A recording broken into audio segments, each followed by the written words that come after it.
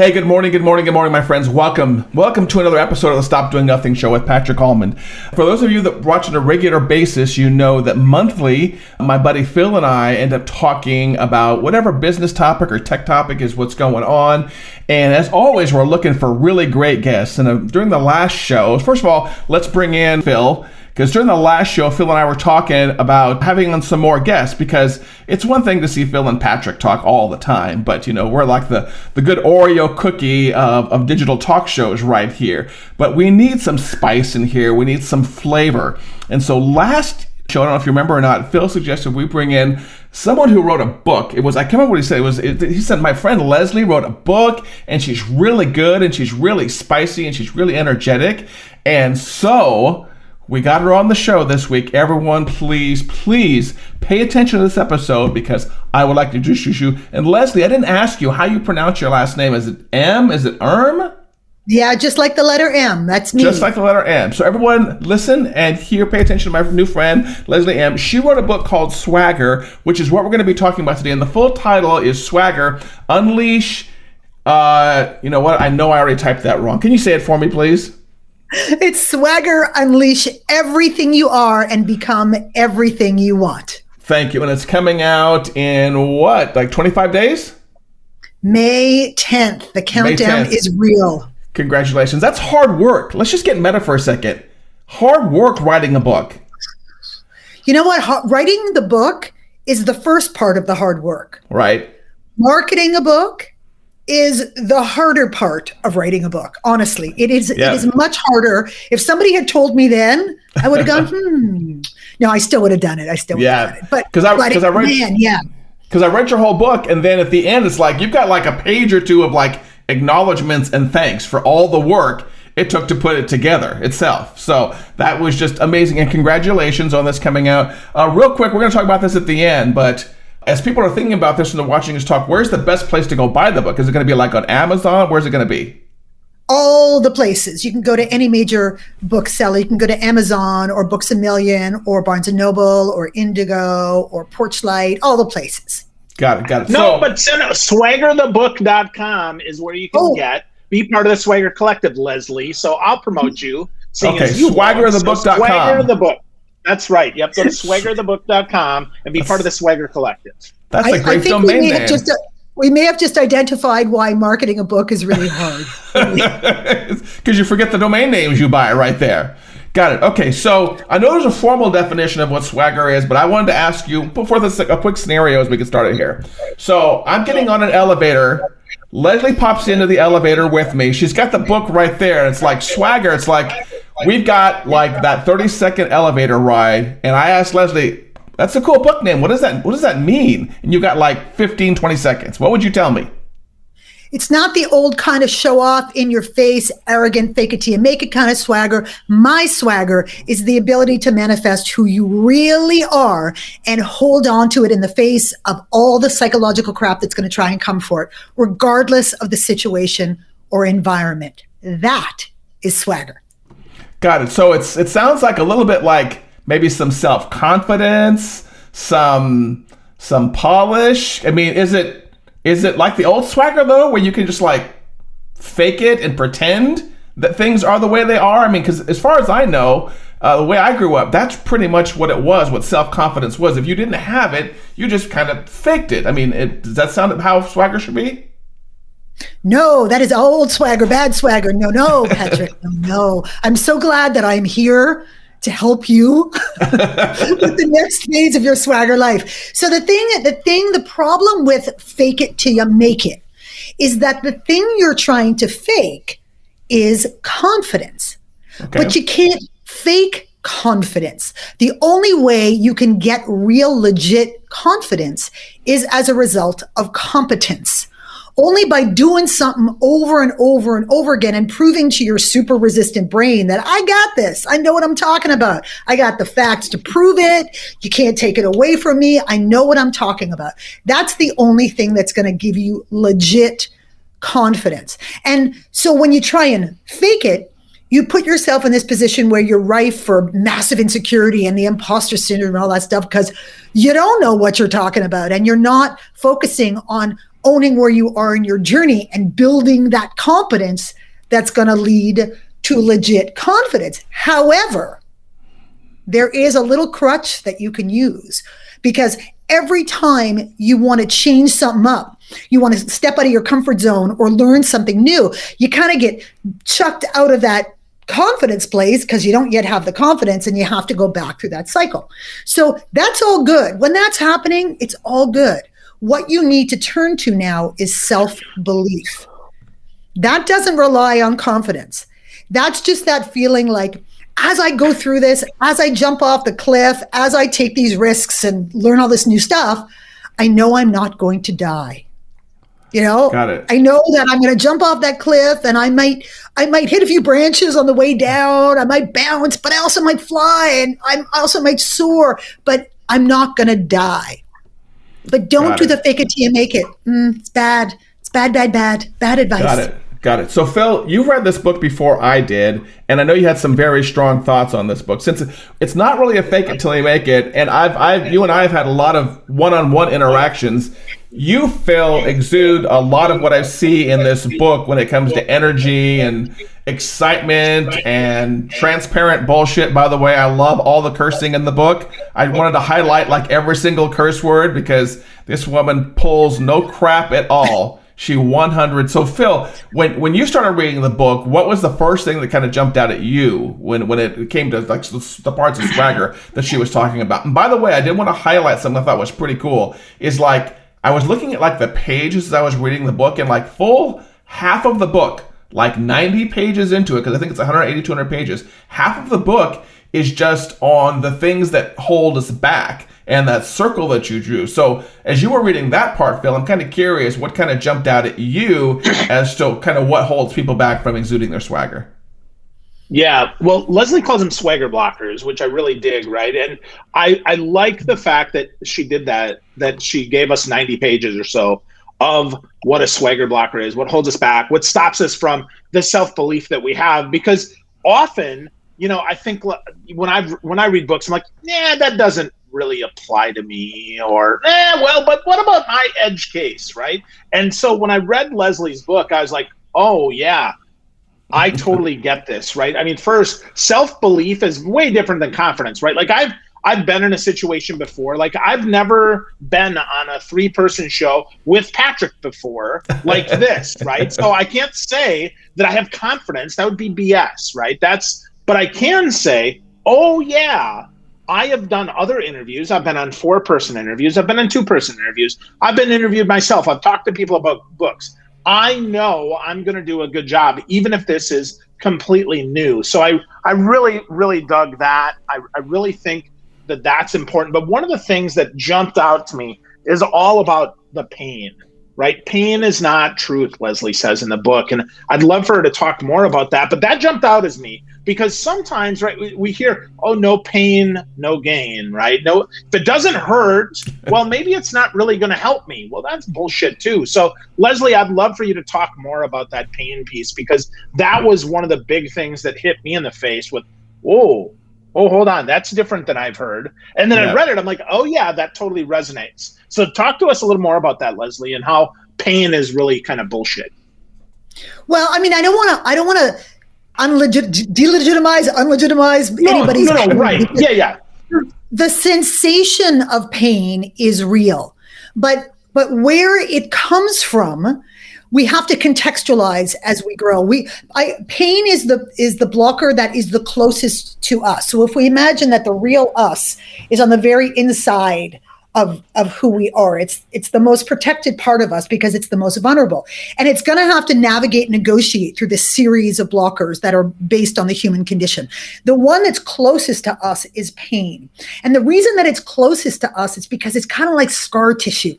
You know, it's the castle gates, it's the moat that separates us from the world because we want to stay safe, right? So pain is memory.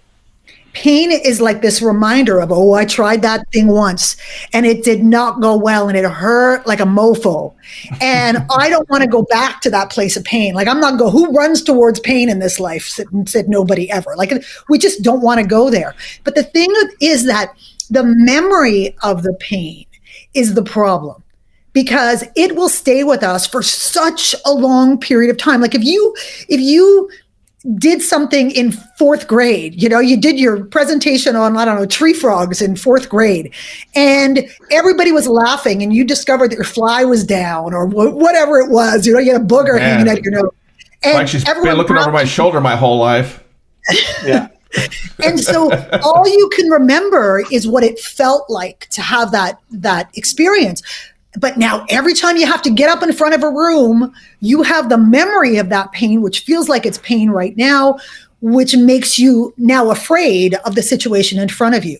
So it's about recontextualizing and challenging whether that pain is just memory or it's something that is going to hurt you right now in this place. Because once that crack is opened in us as a result of something that was painful, it's just there, and it's like, you've got to seal it up and move on. Right? Because otherwise we're constantly reacting. And I'm like, wait a second, that is not something that would hurt me the same way. If someone laughed in a presentation today, I'd probably just go, whatevs. But all I can remember is fourth grade me with the booger. Got it. Yeah. Wow. Go ahead. So, and that's kind of funny that you brought up the pain thing, because that was actually in my notes in our shared Google Doc, Phil, to highlight that particular area. So you and I were thinking in sync there. And another question just popped into my mind because of the world that Phil and I live in. Now I know the world that Leslie lives in. Is I'm just kind of curious which of these swagger blockers, I wonder, really affects those of us in the world of public speaking. Because, we all have to be on, as soon as they say Leslie, and please welcome Leslie M, clap, clap, clap. From that moment, Leslie is on until she steps off. And so I'm just kind of curious, Leslie, when you're doing your coaching, of all these swagger blockers, do you think there are any that affect like public speakers more than others? Yeah, okay, so I'm going to quickly just give you a top line of what the blockers are so people can have it in their heads while they're listening. So, as I said, we are on the inside, hiding on the inside. And the blockers, I'll start from the outside, because the outside blocker is the one that is closest to the world. And that's persona. That's that face that we think we need to put on in order to be taken seriously and in order to be credible and in order to fit in. Next layer in is ambition. Because our ambition can have us behaving in ways that aren't necessarily authentic to who we are. And I don't have a hate on for ambition in any way, shape, or form, but it can change us. It can really impact who we are. The next one in is insecurity. It's all those what ifs. What if this doesn't go well? What if people don't like me? What if I screw up? What if I'm being judged? What if? But the place of no answers, only the what if questions.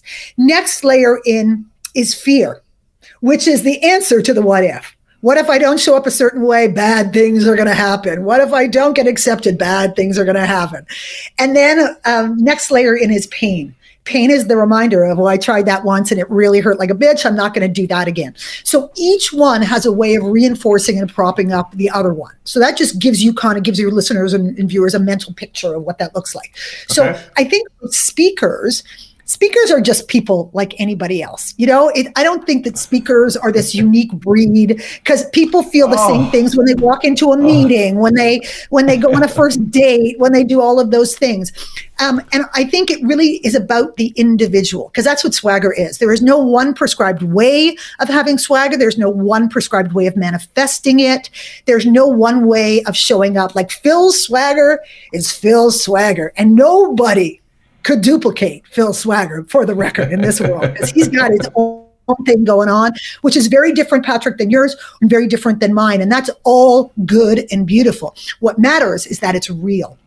So I think often what does plague speakers is the brand of themselves, and that they feel like the brand of themselves is not the same somehow as the person they are when they're sitting around the house in their undies.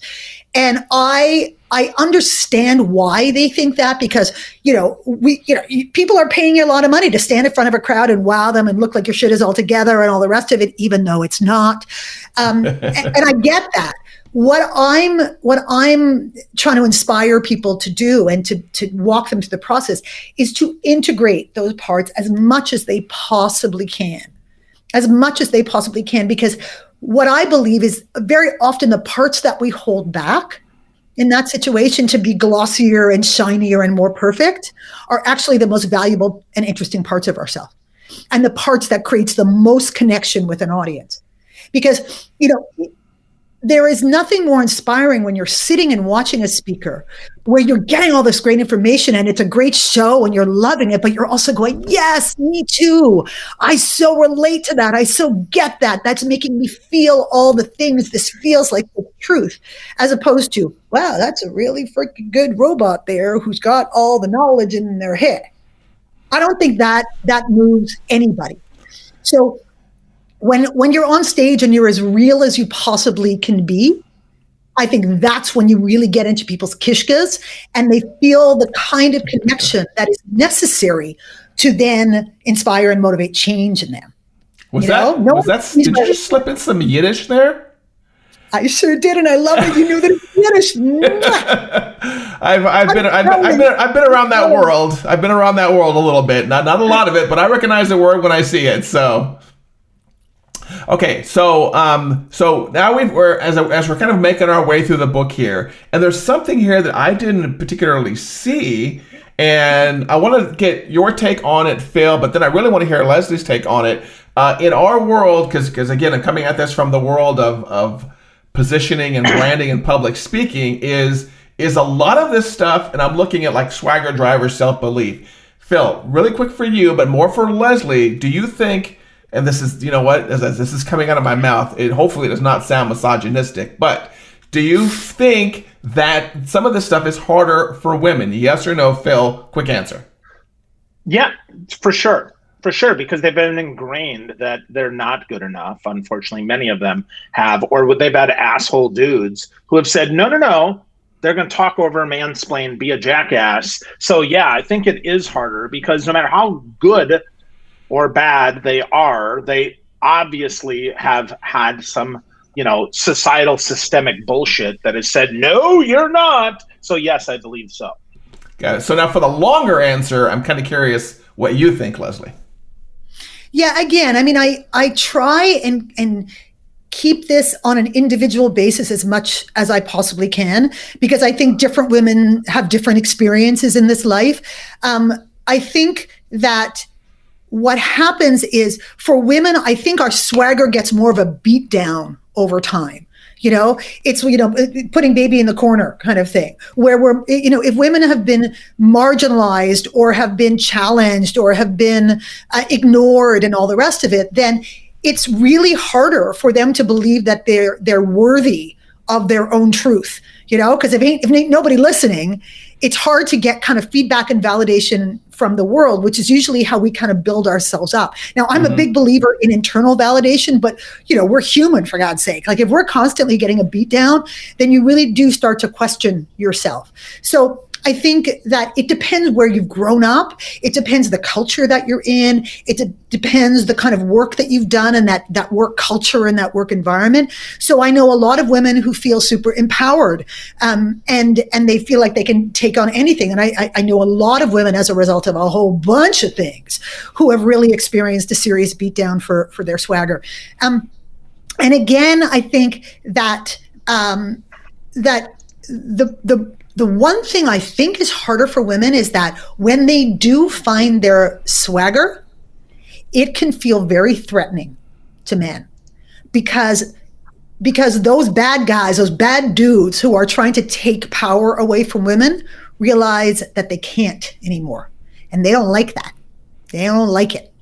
So that I think is the part. But then for the women who have swagger, they don't give a shit.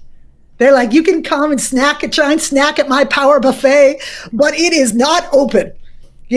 Like I got this beautiful buff. I got little spring rolls. I got some little sushi. I got the little crab rolls. I got the little tasty tidbits.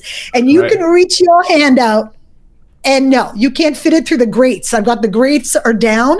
You can't have any. Now I can choose to give you a little spring roll. I can choose to give you a piece of my power if it serves me. But you can't come snacking on my power anymore. So it can also change the people around you. Because like in any situation where you're dealing with a bully, when they start to realize it ain't working, they tend to go and try and pick on somebody else. Exactly. So that's one of the mega benefits of swagger is that, like I through all the struggles and the journey that I have had, and do not think for a second that it has not been a struggle and a journey for me, just like everybody else, despite the fact that I literally wrote the book. I have always had a degree of swagger. Always. I was very, very lucky in the way that I was raised, that it was reinforced for me, that for me it was a key factor in my life. I wanted to have swagger more than anything else. I wanted to be real, 100% real. I didn't want to be disintegrated or fragmented. And people were either going to love it or they were going to hate it. And I was okay with that. That's the way I crafted my life. But believe me, a lot of sacrifices were made in the process. I made a lot of mistakes. I polarized a lot of people. That was a choice that I made very, very early on. But let me tell you, ain't nobody tries to come for my power. Because it is not, they know it's not available to them. It's just not, people just go, okay, they don't play with me. And that's part of what happens over time is as you build your swagger, people recognize that you are unshakable, unmovable in your sense of self, and you aren't going to change for anyone, It sounds like you're also unfuckable with. Oh, completely unfuckable with. Completely. I mean, that is, like Phil has known me for a while. Phil, would you consider me someone that would be easily fucked with? No, ma'am, I would not even a little bit. I love how you put ma'am in there just in case, right? Just in case. But you know what? The thing is, though, that I am 100% driven by love. 100% driven by love. My full intention in this life is to love other people and to support them and unleash their potential. I use all of my personal power to try and do that for other people. But don't you come for me. Don't you come for the people that I love. Don't you try and fit me into a box or a mold. It's just not gonna happen. And you don't play. I'm not gonna be mad at you. Right. I'm just gonna go, you do you, boo. Peace. You do you. I'm going to do me. Step. Got it. And then people go, oh shit. Well, that's the big difference between arrogance and swagger, right? I think that's the big thing is where it comes from as well. A lot of times arrogance comes from people who don't have self-confidence, who have an overinflated sense of self for no reason at all.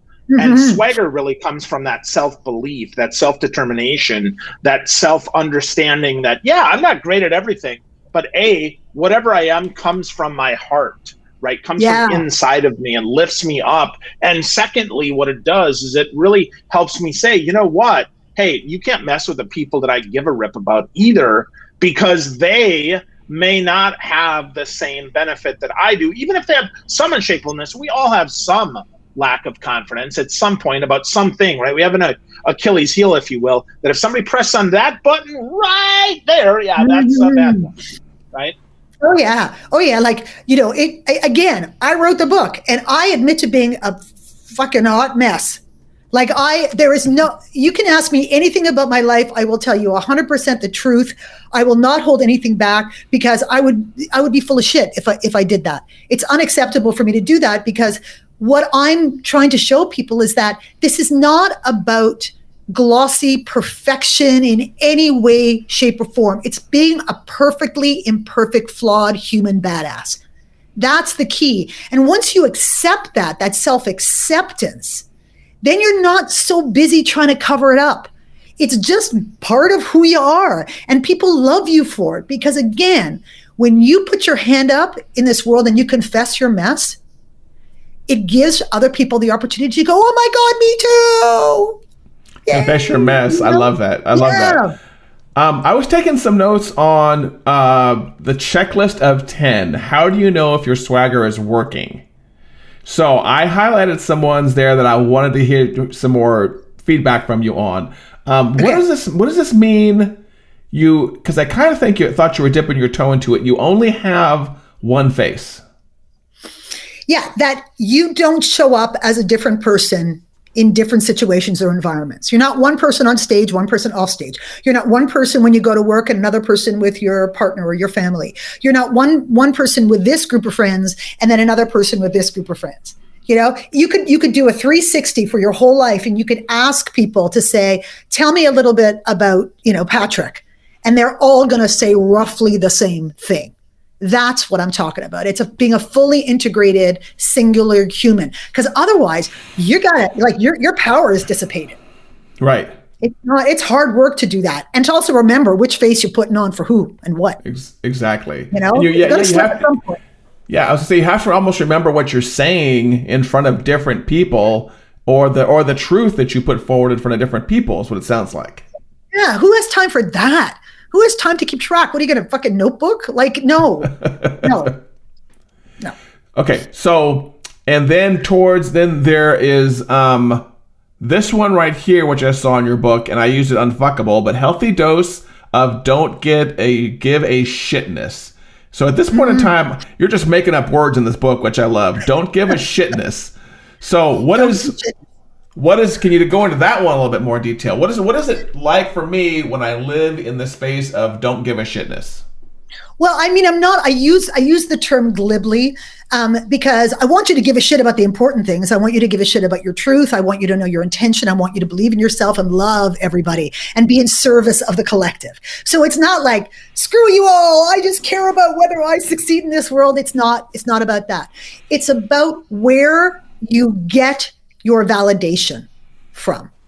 And I'm going to give you a little fun analogy for validation. Okay, so stay with me on this one, guys. First of all, do you like frozen yogurt? I know it's a weird question, but stay with me. Do you like frozen yogurt? Yes. You like frozen yogurt. So when you go to the Froyo store, and you walk in and there are those big silver machines on the back wall with the handles, okay? That, with all the different flavors and all the Froyos. And you go over to the wall, there's a little rack there, and you decide on what size cup you're going to take, the little teeny tiny, the medium, the large, the extra large. Yes, me too. Extra large every time. Okay. So you get your extra large cup, and then you start to pull the flavors. You decide, how much am I going to put in my cup? Which flavor, which combination of flavors? Am I going to have that weird watermelon sherbet that's at the end or not? Don't do it, but am I going to do that? And you decide how full that cup is going to be. Once you filled up the cup, you go over to the toppings bar. The toppings bar, and there's some gummy bears, and there's like coconut and chocolate sprinkles and fruit, and you decide, ooh, do I want a little something on top of my Froyo? Okay. That wall of frozen yogurt is internal validation. You decide how big your cup is, and you decide exactly how much and what flavors are going to do it for you. It's your own combination of things that you are getting for yourself. Okay. The topping bar is external validation. It's a little something that goes on top to make things a little extra delicious, because who doesn't like a gummy bear or two? It's a little sugar high. It's a little rush, but it's not the shit that is going to sustain you and fill you up. It's not the majority of it. No, you don't go into the Froyo bar and go directly over to the toppings bar and just dump the entire thing. Oh, maybe Patrick does. You don't dump the entire thing of gummy Nobody does bears. that at all. Nobody does that at all. But I mean, if you do that, if you dump all the gummy bears and you eat that, you're going to have a sugar crash and you're going to be hungry again in 2 seconds. Right. Right?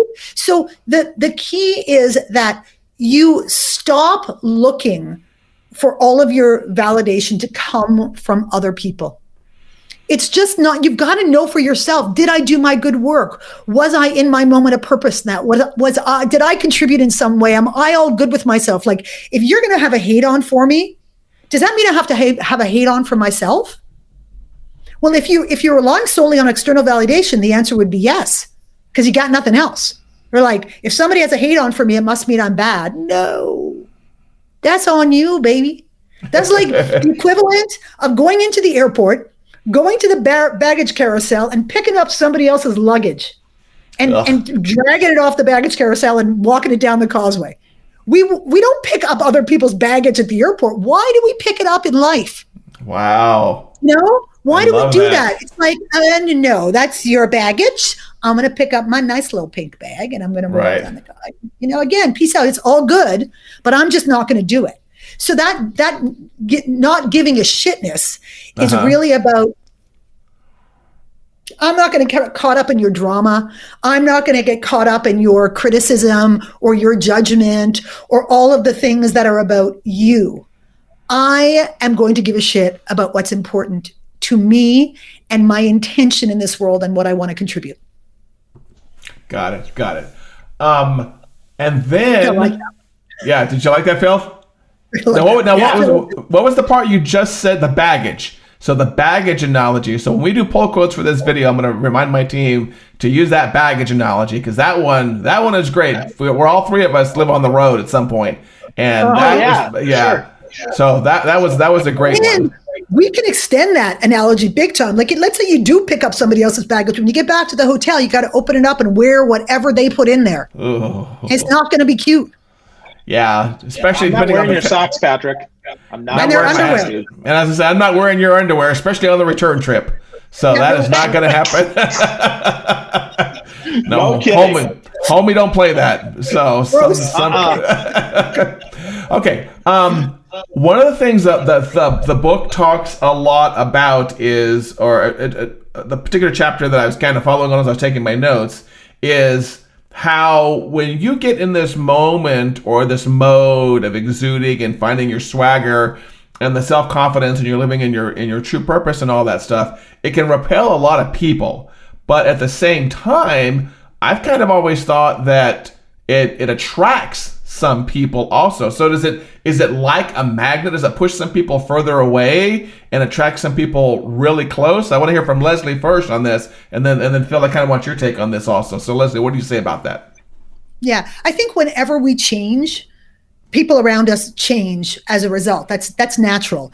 And the people, let's say there were people in our lives who really felt like they had an ability to control us, or that we were there for them to diminish so they felt better about themselves, or someone that they could rely on to stay quiet, or all of those things that they may have felt about us, or we haven't been living in our truth and it's been convenient for them that we're not living in our truth. Those people are going to have challenges when we find our swagger, because we're not going to worry about what their opinion is anymore. We're going to worry more about what our own opinion of ourselves and our needs are more. So yes, it can have a way of, repelling is kind of a strong word, but it can mess them up. They may not know what to do with us, but for a whole host of other people, they recognize that what they have in front of them is someone that what you see is what you get. And people love that because they can trust that.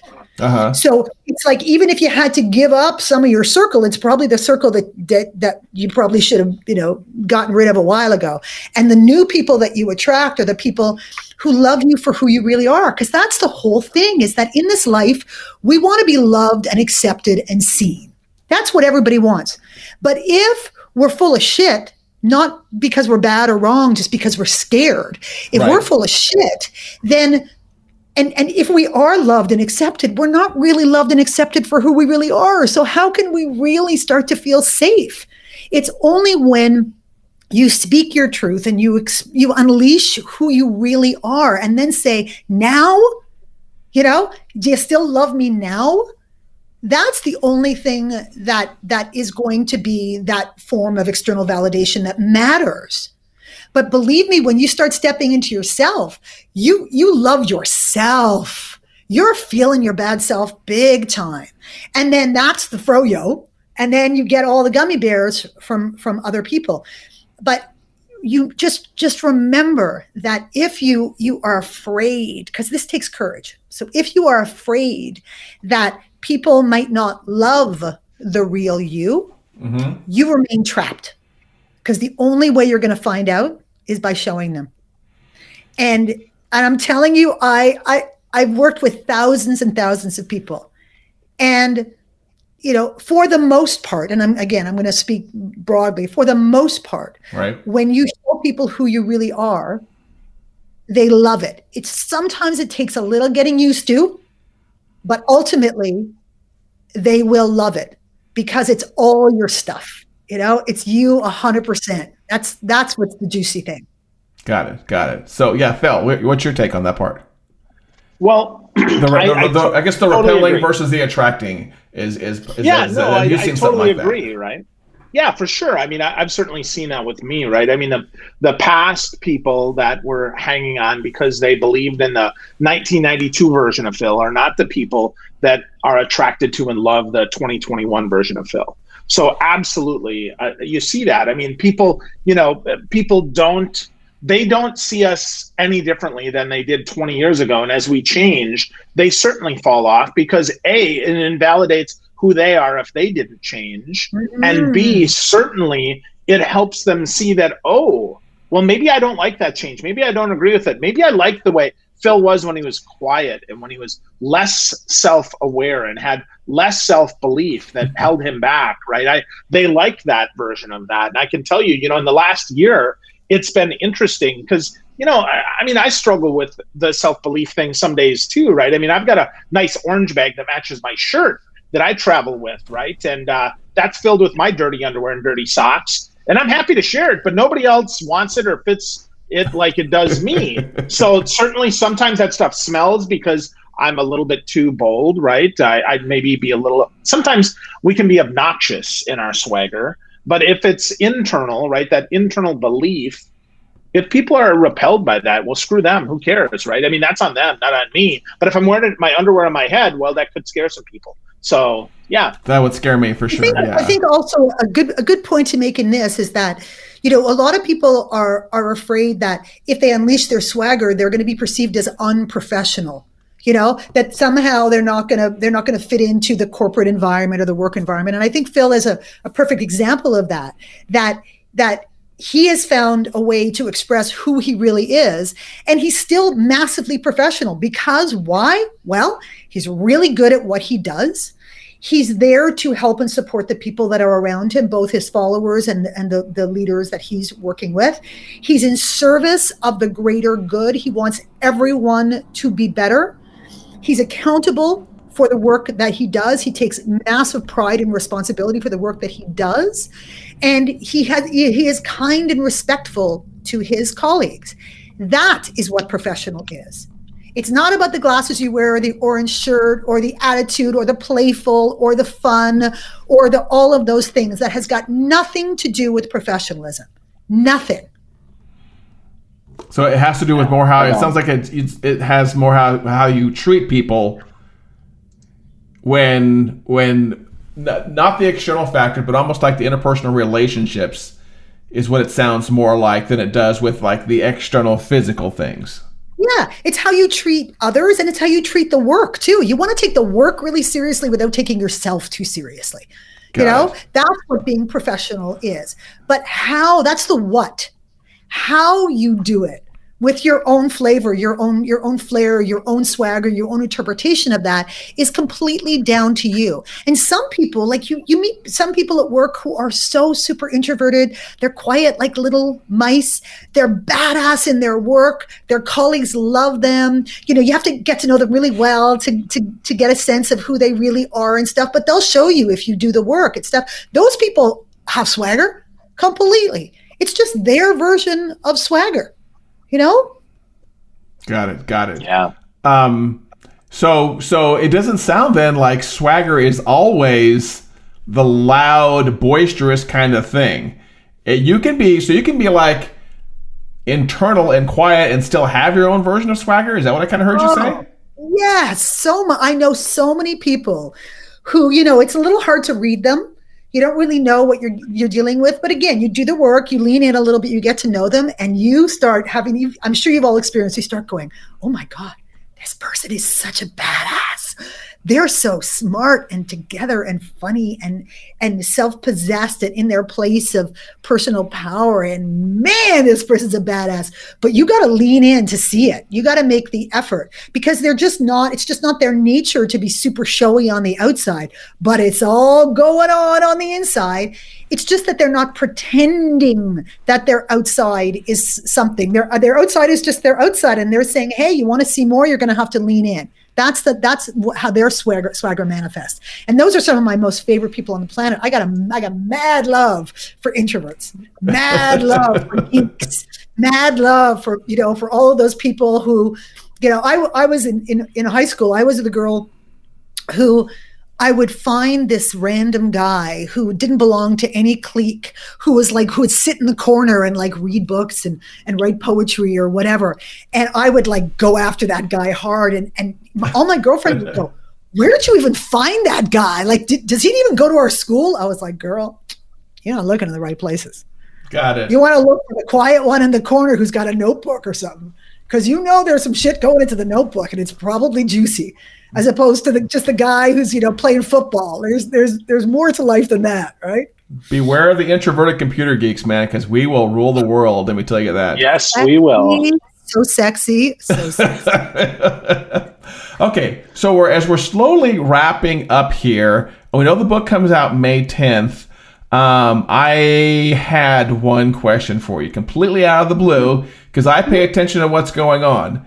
Is silence really better than bullshit? Oh, absolutely. I mean, truth is best of all.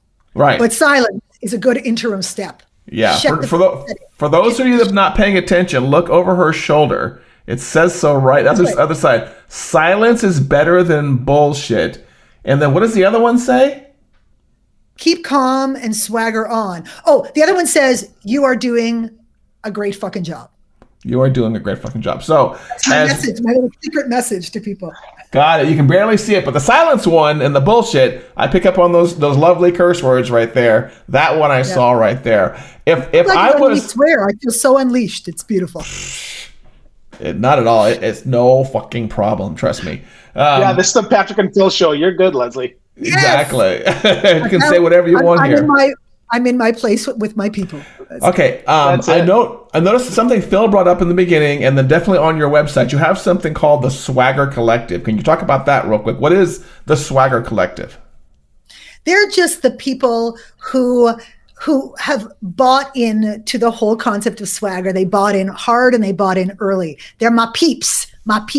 And I'm growing this kind of community of people, and I'm actually trying to develop things just for them.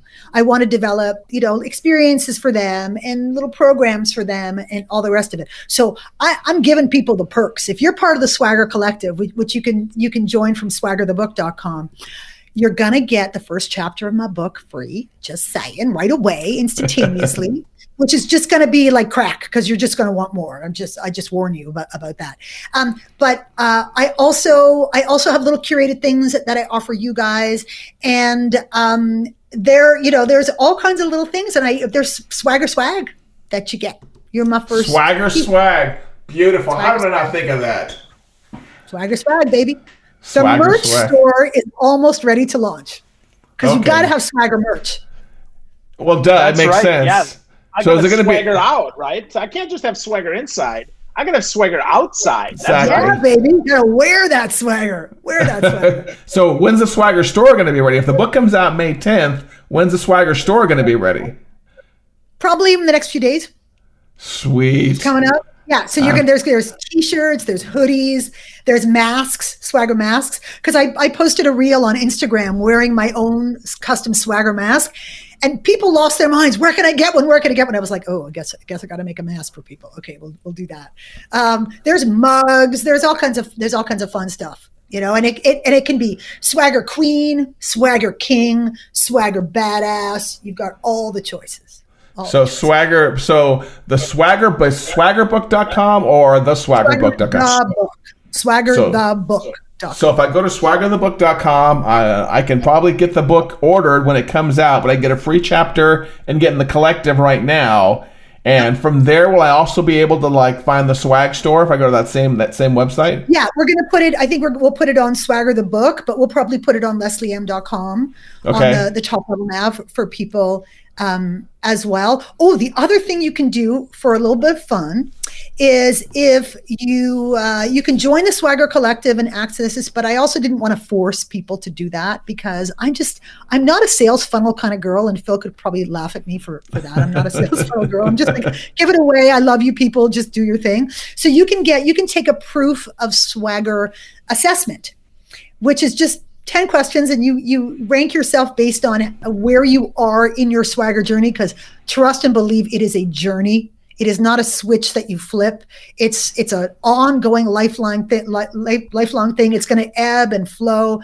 But to determine where are you right now with your swagger score, and then you want to read the book, do a little bit of work, and then redo the assessment and see how have you moved the swagger down. You're more of a funnel girl than you think you are. You're doing it right, trust me.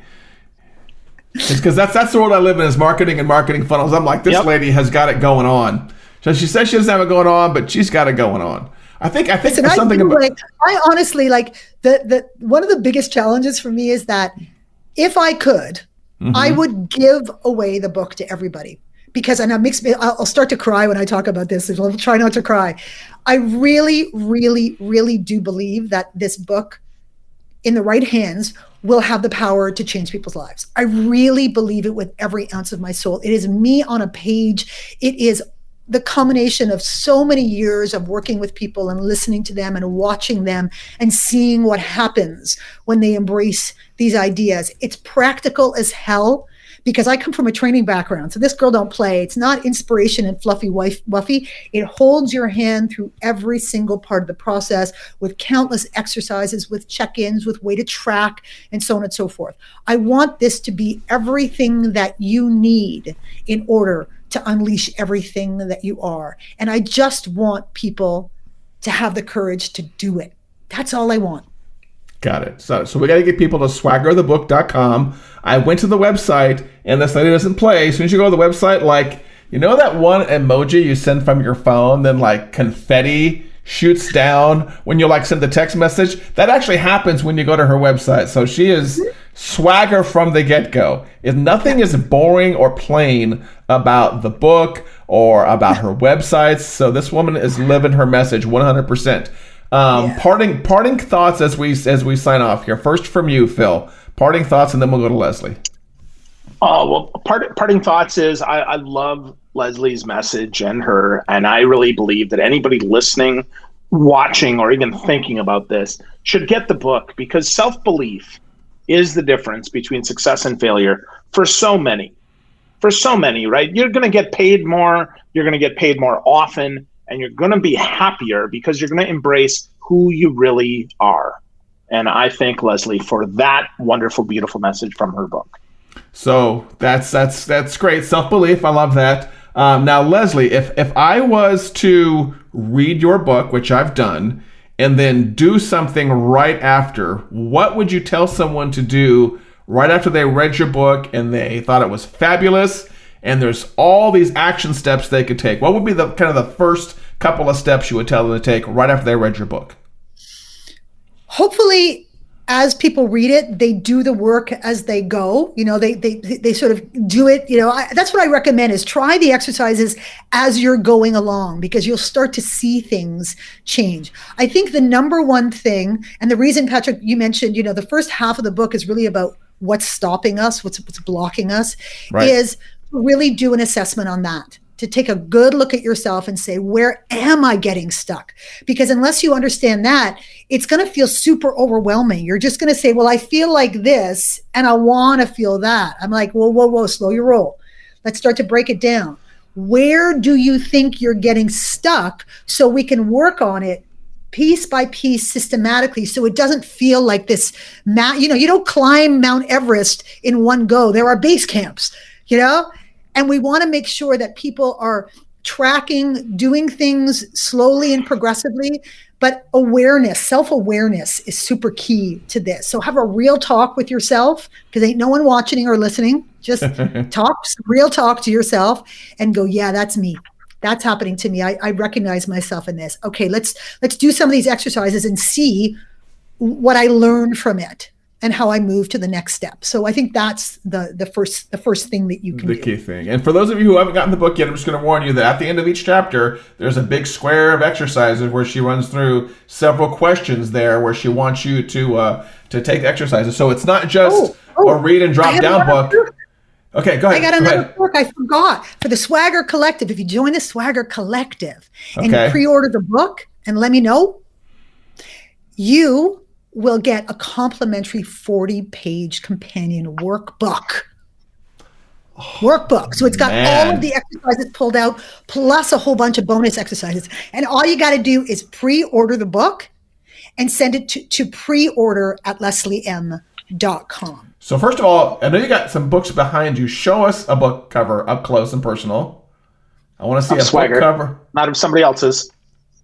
Okay, I got to get it right. There we go. Unleash everything you are and become everything you want. And now, do you got a copy of the workbook too, so we can see what the workbook looks like? Workbook is digital. PDF. Digital. PDF. Okay, got It's it. PDF. So everybody can access it saving trees. and print it. Yes. Got it. Okay, so pre-order the book. Email. What was the email address again? Pre-order at Lesliem. But you've Lesliem. got to be a Swagger Collective subscriber. Got it. So if you're watching this, please make sure you head over to swaggerthebook.com, get in the collective, get the book pre-ordered, and get the 40-page workbook. And pre-order is up until what, May 10th? May 10th. May 10th is when the book Got launches. a boogie. So I can go to Amazon right now and pre-order the book. You can. Yep. Got it. Okay. So I'm going to go ahead and go do that. Leslie, thank you very much for your time. The book, I do not say this about all books because I have a plethora of books behind me and I read them and they're great and I put them down. This one I really did have a ton of joy reading. I saw some of myself in there because I've been told I have a little bit of swagger there, but man, you just kind of take the cake when it comes to making me kind of pull out, I would say, some self-beliefs more, being more transparency, because I think I'm a little transparent, but I think if I go through this book a couple more times, I think it can probably pull some more stuff out of me, and someday I can be as big as you and Phil when it comes to exuding all this swagger. So you just need a pair of glasses. That's the first step. It's very helpful. They're off to the ones, side. Patrick. They're only for driving. They're only for driving. But I've got them there. I'm getting to the point in life where I got bifocals. That's my life these days. I got to state for the record, Patrick, I think you got a ton of badass swagger. I can feel it. I'm feel blushing. it. So you can't tell, but I'm probably blushing. further along than you think, buddy. Well, thanks again, Leslie M, for your time. Everyone go to swaggerthebook.com, which is going to take you to her website. And don't bother spelling Leslie M, just swaggerthebook.com. It'll take you there. Get in the collective, get the book ordered, get the 40-page workbook. Follow her all over social media. We'll get her social media links up on the video. Follow Phil and Patrick all over social media also. And everybody, as always, thank you for watching the Stop Doing Nothing show. Thank you for your time, Phil. Thank you for your time, Leslie. See you, Patrick. We will talk to you guys again soon.